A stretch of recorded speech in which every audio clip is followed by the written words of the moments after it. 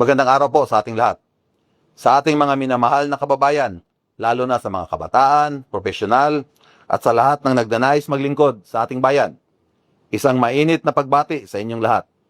Nais ko pong ipaabot sa inyo na ngayong araw na ito, ang Bureau of Fire Protection ay tumatanggap na ng application for Fire Officer 1 positions.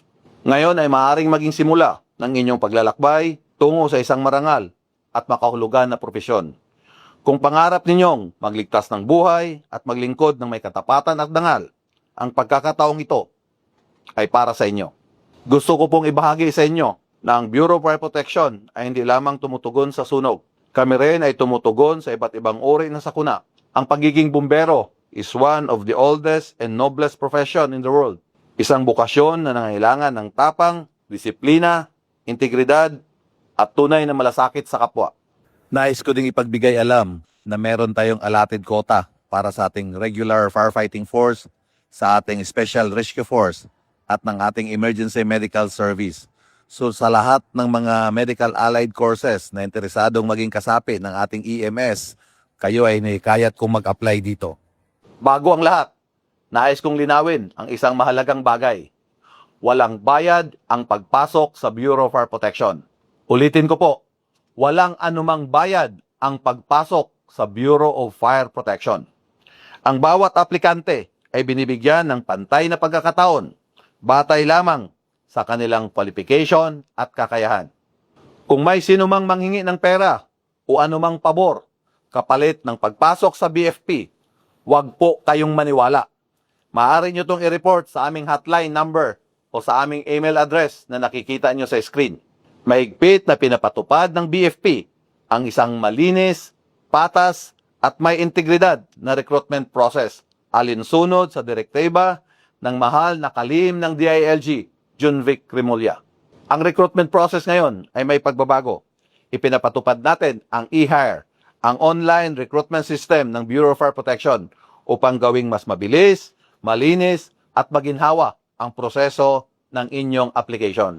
Upang makapag-apply, magtungo lamang sa pinakamalapit na fire station kung saan tutulungan kayo sa online registration. Ihanda ang inyong computerized personal data sheet, eligibility, at iba pang kinakailangang dokumento tulad ng birth certificate, diploma, transcript of records, mga clearances, at updated ID picture.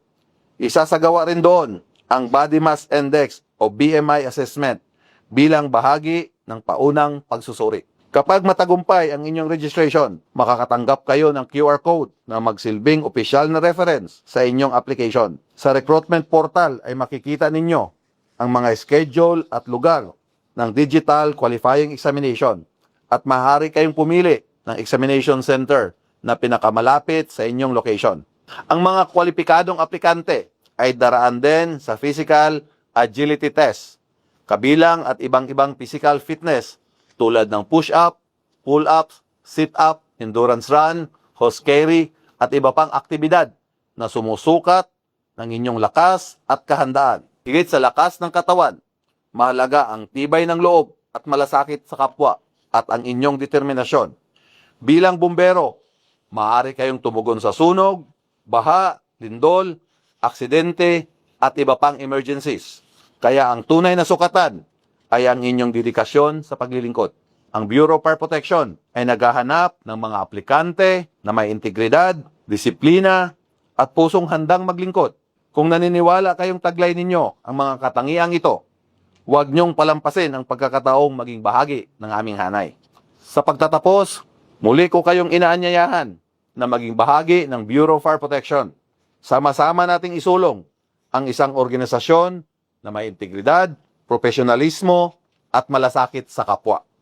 Maraming salamat po sa inyong oras at pakikinig. Naway makita namin ang ilan sa inyo bilang mga susunod na opisyal at kawani ng Bureau of Fire Protection. Mabuhay ang Bureau of Fire Protection, mabuhay ang sambayanang Pilipino, at mabuhay ang bagong Pilipinas.